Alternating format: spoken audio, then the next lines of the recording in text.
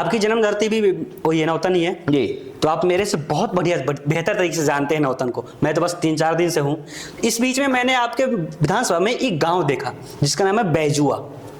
जानते जी हैं? जी बिल्कुल, मैं गया हूँ अच्छा, बैजुआ। वो गांव का स्थिति है कि वो टापू है, साइड साइड से नदी है और बीच में एक नाव है जो इस पार से उस पार कनेक्शन जोड़ता है। किसी को आना हो जाना हो बस एक ही है। मैं उस गांव में गया। पहले तो हम लोग जब वहां पर गए तो मैप पे जब रास्ता देख रहे हैं तो रास्ता नहीं दिखा हमें। पूछ के हम लोग गए।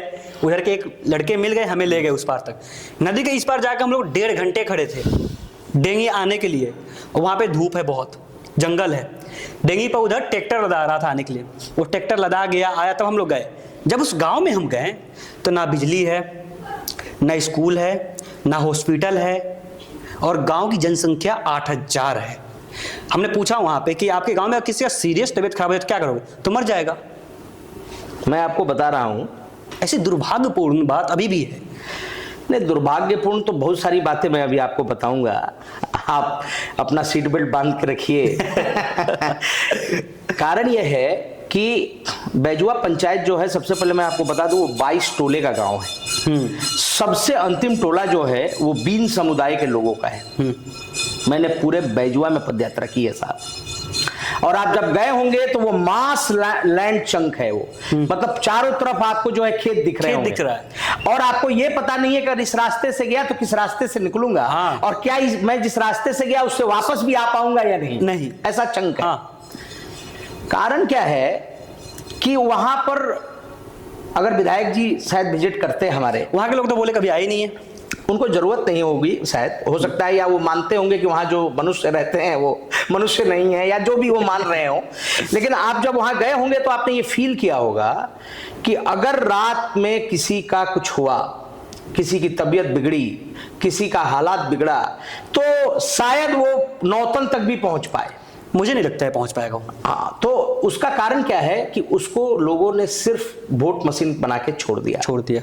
वहां से वोट आए तो ठीक, वोट नहीं आए तो ठीक। लेकिन मैं आपको यह बताऊं कि वो जो लैंड है उसका विजिट मैंने 3-4 बार किया बैजुआ का। और अगर हमारी सरकार, महागठबंधन की सरकार बनती है, कांग्रेस की सरकार बनती है, तो हम उसे जरूर डेवलपमेंट की राह पे जोड़ेंगे। कारण यह है कि वहां 8000 की जो अब आप आबादी बता रहे हैं, जी, वहां बच्चे भी हैं, महिलाएं भी हैं, बूढ़े भी हैं, नौजवान भी है जिनकी भविष्य खराब हो रहे हैं उधर। तो इससे आप समझ सकते हैं कि आज की जो सरकार है या जो उनके विधायक हैं वो सिर्फ वोट बैंक की राजनीति कर रहे हैं। अच्छा, उनको सिर्फ वोट बैंक चाहिए।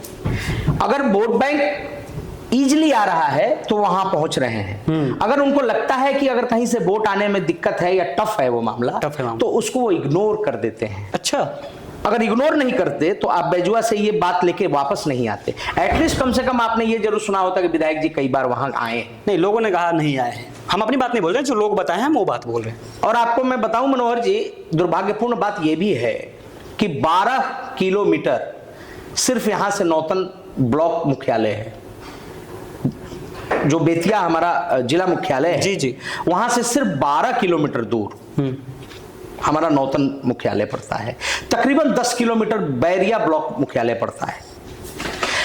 उसके बावजूद भी पश्चिम चंपारण का सबसे पिछड़ा इलाका है, बहुत पिछड़ा है। मुझे लग रहा है 50 साल भी पिछड़ा है, बहुत पिछड़ा हुआ है। आप 50 साल कह रहे हैं, मुझे इसमें कोई संदेह नहीं है। हाँ। ज्यादा भी आप कहें तो भी उसमें संदेह नहीं है, होना ही नहीं चाहिए। तो किसी चीज का सुविधा ही नहीं है तो क्या कहेंगे हम वहां पे? तो ये जो लोग पिछले 25-30 साल से वहां हैं, आप सोच सकते हैं कि उन्होंने क्या किया है विधानसभा के लिए।